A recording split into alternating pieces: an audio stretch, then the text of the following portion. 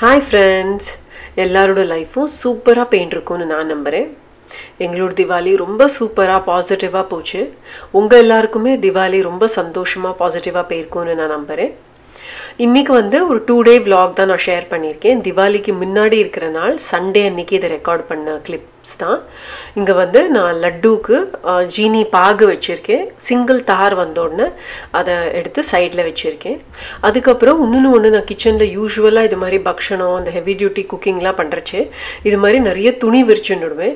ஏன்னா நம்ம கிச்சனை அதுக்கப்புறம் ஸ்க்ரப் பண்ணி க்ளீன் பண்ணுறதை விட இந்த துணியை எடுத்து அலசுறது வந்து கொஞ்சம் ஈஸியான வேலை அப்படின்னு நினைப்பேன்.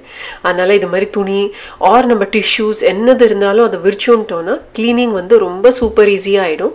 இந்த துணி எல்லாத்தையும் அலசிட்டு நல்லா ஹாட் வாட்டரில் அலசிட்டு வாஷ் பண்ணி எடுத்து விடலாம். இப்போ இங்கே வந்து சுகர் வந்து நான் ஒரு தார் வர வரைக்கும் பண்ணிட்டு ஒரு ஸ்ட்ரிங் வந்த அப்புறம் இறக்கி வச்சுட்டேன். பூந்தி லட்டுக்கு இப்போ அடுத்தது வந்து இங்கே கடலைமா எடுத்துகிட்டு இருக்கேன். கடலைமால கொஞ்சமாக மஞ்சப்பொடி, ஜஸ்ட் அந்த ஒரு கலருக்கு கொஞ்சமாக மஞ்சப்பொடி போட்டுண்டு தண்ணி விட்டு இப்போ இங்கே கரைச்சிக்க போகிறேன்.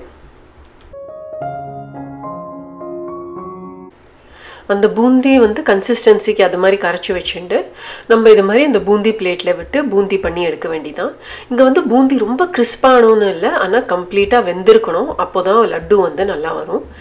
என்னோட மெஷர்மெண்ட் வந்து 1 கப் கடலைமானா 1 கப் சுகர் எடுத்துப்பேன்னா, அதுக்கப்புறம் 1/2 கப் தண்ணி அந்த சுகர் பாகு பண்ணுறதுக்கு வந்து 1/2 கப் தண்ணி விட்டு நம்ம பாகு பண்ணுறச்சே கரெக்டாக நம்மளுக்கு வரும்.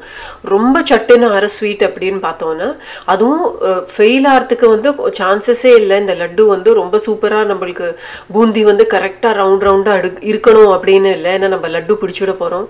கொஞ்சம் பூந்தி வந்து நம்ம அரைச்சி வேற போடுவோம். அப்போ தான் அது வந்து லட்டு கன்சிஸ்டன்சியில் இருக்கும். இல்லாட்டா இப்படி கண்ணா நின்றுட்டு இருந்ததுன்னா லட்டு வந்து நம்ம பூந்தி லட்டு வந்து நல்லா இருக்காது. இப்போ இங்கே வந்து மீடியம் ஃப்ளேமில் நான் எல்லா பூந்தியுமே பொரிச்சு எடுக்க போகிறேன். ரொம்ப அந்த இல்பச்சட்டியை வந்து க்ரௌட் பண்ணிட்டோம்னா பூந்தி வந்து வேகாதே எல்லாம் ஒட்டின்ட்டு இருக்கும். மீடியம் அமௌண்ட் ஆஃப் நம்ம அந்த எண்ணெய் தெரியற மாதிரி நம்ம பூந்தி பொரிச்சு எடுக்கிறச்சே பூந்தி வந்து கரெக்டாக உதிராகவும் இருக்கும், நல்லா வரும் நம்மளுக்கு பூந்தி. இப்போ இங்கே பூந்தியை வந்து பொரிச்சுட்டு எல்லாத்தையுமே நான் இப்போ இங்கே சுகர் சிரப்பில் ஆட் பண்ண போகிறேன். பாதி குவான்டிட்டி நான் வந்து ஆட் பண்ணியிருக்கேன். பாதி குவான்டிட்டி வந்து பாதி கொஞ்சம் மேலே வந்து நான் இப்படி மிக்சியில் ஜஸ்ட்டு பல்ஸ் பண்ணிவிட்டு இப்படி ஆட் பண்ண போகிறேன். நம்மளுக்கு வந்து லட்டு அப்போ வந்து நல்லா சேர்ந்துட்டு இருக்கும். அதனால இப்போ இது எல்லாத்தையும் ஆட் பண்ணிவிட்டு கையால் ஒரு மிக்ஸ் பண்ணிவிட்டு வச்சுட போகிறேன் கொஞ்ச நேரம். நம்ம இப்படி கையால் அதை மிக்ஸ் பண்ணுறச்சே வந்து ஃபஸ்ட்டு ரொம்ப சுகர் பாகு இருக்கிற மாதிரி நம்மளுக்கு தோணும். பட் அதை கொஞ்ச நேரம் ஊறிட்டு லட்டு பிடிக்கிறச்சே வந்து பர்ஃபெக்டாக வரும். இது வந்து அந்த ஹீட்டில் லட்டு உடனே பிடிக்கணும் அப்படின்லாம் இல்லை. கொஞ்சம் நல்லா ரூம் டெம்பரேச்சர் வந்த அப்புறமும் நம்மளுக்கு வந்து ஈஸியாக லட்டு வந்து பிடிக்க வந்துடும். இப்போ அந்த கிளிப்பில் விட இப்போ வந்து நீங்கள் பார்க்கலாம் பூந்தி ஃபுல்லாக அந்த சுகர் சிரப்பை வந்து சோக் பண்ணிட்டு இருக்கு. நான் வந்து ஒரு 20-25 மினிட்ஸே வச்சுட்டேன். ஃபுல்லாக சோக் பண்ண அப்புறம் அதுக்கப்புறம் தான் பிடிக்க உட்காண்டேன். இங்கே வந்து இதுக்கப்புறம் பர்ஃபெக்டாக எனக்கு வந்து லட்டு பிடிக்க வந்தது. நான் சுகர் சிரப்பில் வந்து கொஞ்சமாக இலைச்சி, அதுக்கப்புறம் ஒரே ஒரு லவங்கம் வந்து அதில் தட்டி போட்டிருக்கேன். அதுக்கப்புறம் கொஞ்சமாக நெய்யில் வந்து நான் வந்து black and golden raisins add பண்ணியிருக்கேன். இதில் வந்து நீங்கள் கேஷ்யூ கூட ஆட் பண்ணலாம். அது எல்லாத்தையும் போட்டு இப்போ இங்கே சூப்பராக லட்டு ரெடி. இப்போ எண்ணெய் அந்த எண்ணெய் ஸ்வீட் வந்து ஒன்று பண்ணி முடிச்சாச்சு. இப்போ அதே எண்ணெயில் வந்து ஒரு தட்டை மட்டும் பொரிச்சு எடுத்து விடலான்னு இப்போ இங்கே என்னோடய ஹஸ்பண்ட் வந்து தட்டைக்கு மாவு பிசைஞ்சிட்டு இருக்கார்.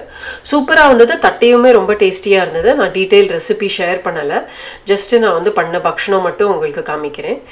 தட்டை மாவு பிசைஞ்சிட்டு குட்டி குட்டியாக அதோட பால்ஸ் மாதிரி பண்ணிட்டு இது மாதிரி ஜிப்லாக்கில் கொஞ்சமாக எண்ணெய் விட்டுண்டு நம்ம வந்து ஒரு சைடு இப்படி இன்னொன்று சைடு மேலே மூடி நான் ஜிப்லாக்கை கட் பண்ணிட்டு இது மாதிரி மூடி ஒரு கப்பால் இப்படி அதோட பாட்டம் பார்ட்டால் இது மாதிரி நம்ம ரவுண்டு பண்ணிட்டோன்னா ரொம்ப சிம்பிளாக தட்டை வந்து தட்டுறது வந்து டக்கு டக்குன்னு ஆயிடுது. அட் அ டைம் நான் வந்து 6 போட்டு பொரிச்சு எடுத்ததுனால ரொம்ப சட்டுன்னு தட்டையும் பண்ணி முடிச்சிட்டோம்.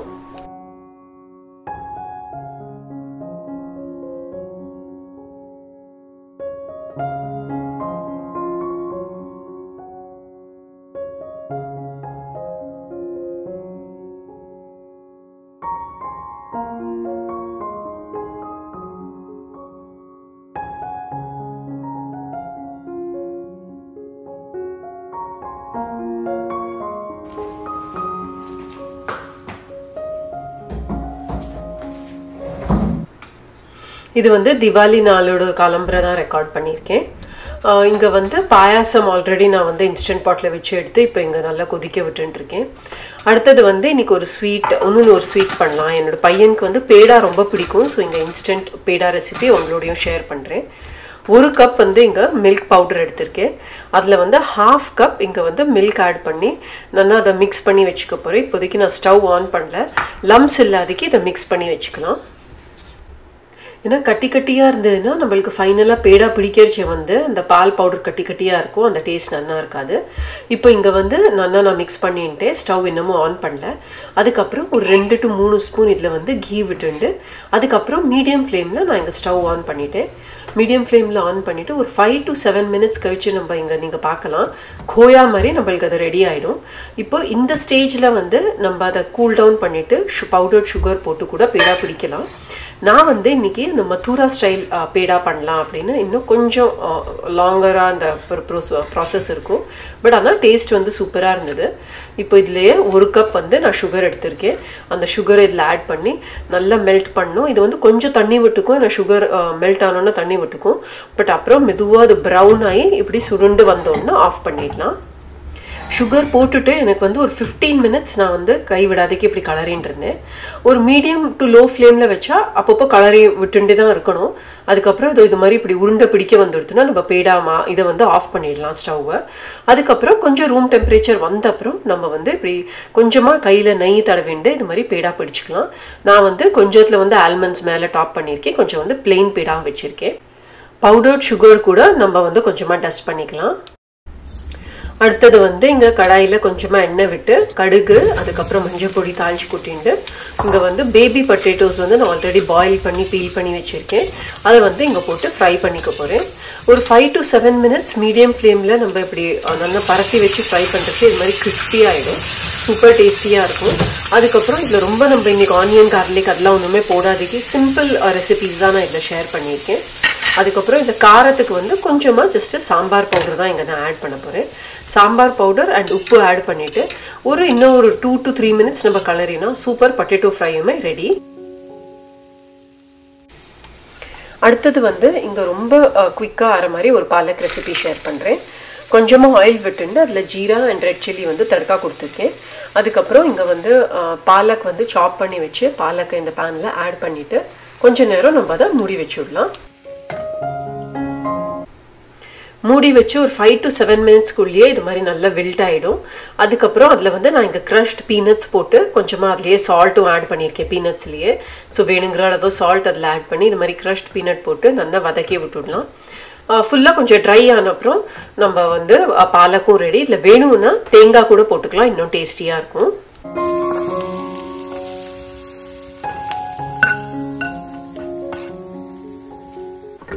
ஒரு 10 மினிட்ஸ் பன்னீர் ரெசிபி இப்போ நான் ஷேர் பண்ணுறேன்.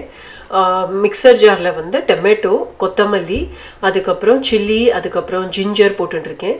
அதுக்கப்புறம் இந்த சார் மகஸ் மெலன் சீட்ஸ்னு கிடைக்கும் இந்தியன் ஸ்டோரில், அது வந்து ஒரு 2 டீஸ்பூன் மாதிரி.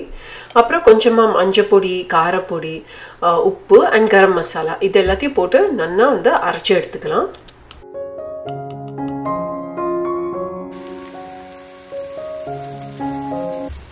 இந்த அரைச்சி வச்சிருக்கிற மசாலாவை இப்போ நல்லா போட்டு வதக்கிண்டு இது மாதிரி நல்லா திக் பேஸ்ட் ஆன அப்புறம் வேணுங்கிற அளவு தண்ணி நான் வந்து அந்த மிக்சர் ஜாரியை அலம்பி விட்டுருக்கேன். தண்ணி விட்டுண்டு ஆல்ரெடி நான் வந்து கொஞ்சமாக பன்னீர் வந்து ஃப்ரை பண்ணி வச்சுருந்தேன். அதை போட்டு கடைசியில் கசூரி மேத்தி போட்டு ஒரு கொதி விட்டால் நம்ம பன்னீர் கிரேவியுமே ரெடி. இன்றைக்கி வந்து நான் 11 ஐட்டம்ஸ் வந்து சாயங்காலம் மகாலட்சுமிக்கு ஆஃபர் பண்ணுறது தான் இது எல்லாமே பண்ணிட்டுருக்கேன். சில ஐட்டம்ஸோட ரெசிபி தான் நான் இங்கே வந்து ஷேர் பண்ணியிருக்கேன். இப்போ பூரி, தால் இது எல்லாத்தோட ரெசிபியுமே எல்லாருக்கும் தெரியும். யூஸ்வலாக குழந்தைகளுக்கு வந்து இது மாதிரி ஐட்டம்ஸ் பண்ணால் ரொம்ப ஒரு இன்ட்ரெஸ்டாக ஃபங்க்ஷன் ஆர் ஃபெஸ்டிவல் அப்படின்னாலே நம்மளுக்கு வந்து மெயினாக ஃபுட் அதில் தான் நம்ம கான்சென்ட்ரேட் பண்ணுவோம். ஸோ குழந்தைகளுக்கு பிடிச்ச மாதிரி தான் இன்றைக்கி வந்து மெனு செட் பண்ணியிருக்கேன். குக்கிங் முடிச்ச அப்புறம் நான் வந்து கொஞ்சம் மாவலை, அதுக்கப்புறம் இந்த வாழை இலை இது எல்லாத்தையுமே கட் பண்ணி எடுத்துன்னு வந்து சாயங்காலம் பூஜைக்கு ரெடி பண்ண ஆரம்பிச்சிட்டேன். ஃபெஸ்டிவல்ஸ் டயத்தில் வந்து நம்ம இங்கே இந்தியா விட்டு தள்ளி இருக்கிறச்சே கண்டிப்பாக ஃபெஸ்டிவல்ஸ் டயத்தில் இந்தியா ரொம்ப மிஸ் பண்ணுவேன். எஸ்பெஷலி எனக்கு வந்து திவாலி வந்து ரொம்ப பிடிச்ச ஒரு ஃபெஸ்டிவல். ஸோ அந்த இதை மட்டும் நான் இந்தியாவோட அந்த ஒரு லைவ்லினஸ், ஒரு லைட்ஸு, வெடி, அந்த சவுண்ட், அது எல்லாமே இங்கே மிஸ் பண்ணுவேன். இங்கே அவ்வளோ குவைட்டாக சைலண்ட்டாக ஒரு திவாலி இருக்கும். அதனால் என்னால் முடிஞ்ச வரைக்கும் நான் வந்து என்னோடய ஹோம் டெக்கார் இது மாதிரி லக்ஷ்மி பூஜா அன்றைக்கி வந்து கொஞ்சம் கிராண்டாக எல்லாம் பண்ணி செலிப்ரேட் பண்ண ட்ரை பண்ணுவேன். இப்போ இங்கே வாலில் வந்து டபுள் சைடட் டேப் ஒட்டி அதை எடுக்கிறச்சே வந்து கொஞ்சம் ப்ராப்ளம் வரும் எனக்கு. அதனால் நான் வந்து ஒரு ஹேக் பார்த்தேன். இது என்னோட ஐடியா கிடையாது, இது வந்து நான் ஹேக் இன்ஸ்டாகிராமில் பார்த்தேன். பெயிண்டர்ஸ் டேப் ஒரு மாஸ்கிங் டேப் இருக்குது இல்லையா, அதை முதல்ல ஒட்டிட்டு அதுக்கப்புறம் டபுள் சைடட் டேப் வச்சு ஒட்டுறச்சே வந்து இது பீல் ஆஃப் பண்ணுறது ரொம்ப ஈஸியாக இருந்தது. நான் வந்து நெக்ஸ்ட் டே இன்றைக்கி வந்து நான் அதை எல்லாத்தையும் பீல் ஆஃப் பண்ணி எடுத்தேன். சூப்பராக வாலில் ஒரு டேமேஜ் இல்லை. அந்த மாஸ்க் மேலே நம்ம டபுள் சைடட் டேப் போட்டுறதுனால அவ்வளோ ஈஸியாக பீல் ஆஃப் ஆகிடுறது. இந்த ஹேக் வந்து ரியலி சூப்பராக ஒர்க் ஆகுது.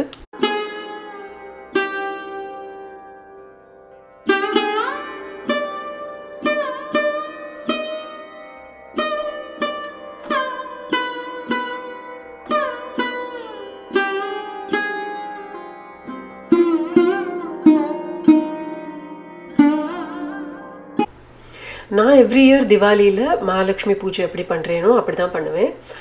சிம்பிளாக நம்ம இருக்கிற ஐட்டம்ஸ் வச்சு நான் டெக்கோர் பண்ணுவேன். நிறைய லைட்ஸ் போடுவேன், பூ போட்டு எனக்கு வந்து பூஜை பண்ண ரொம்ப பிடிக்கும். ஸோ அதனால் அது மாதிரி தான் இங்கே சிம்பிளாக நிறைய கேண்டில்ஸ் வச்சுருக்கேன், விளக்கேற்றிருக்கேன்.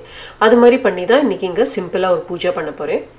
எவ்ரி இயர் இந்த பூஜை பண்ண அப்புறம் ஒரு பீஸ், ஒரு காம்னஸ் அது கண்டிப்பாக கிடைக்கும். நீங்கள் திவாலியில் லக்ஷ்மி பூஜை பண்ணுறது உண்டா அப்படின்னு எனக்கு கண்டிப்பாக தெரிய வைக்கணும்.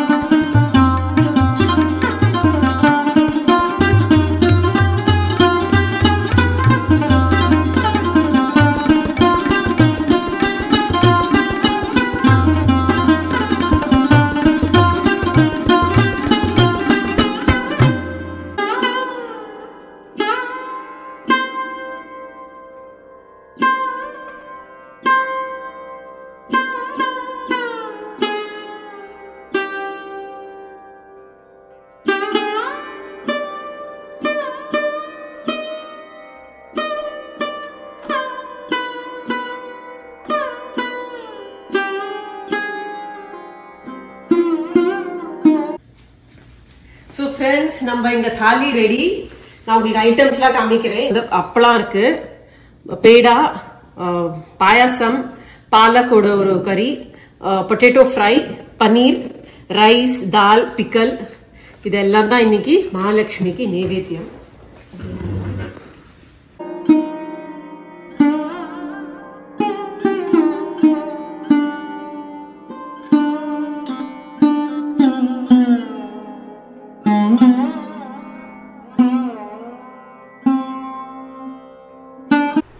கண்டிப்பாக இந்த ஒரு பாசிட்டிவ் vlog வந்து உங்கள் எல்லாருக்குமே பிடிச்சிருக்குன்னு நான் நம்புகிறேன்.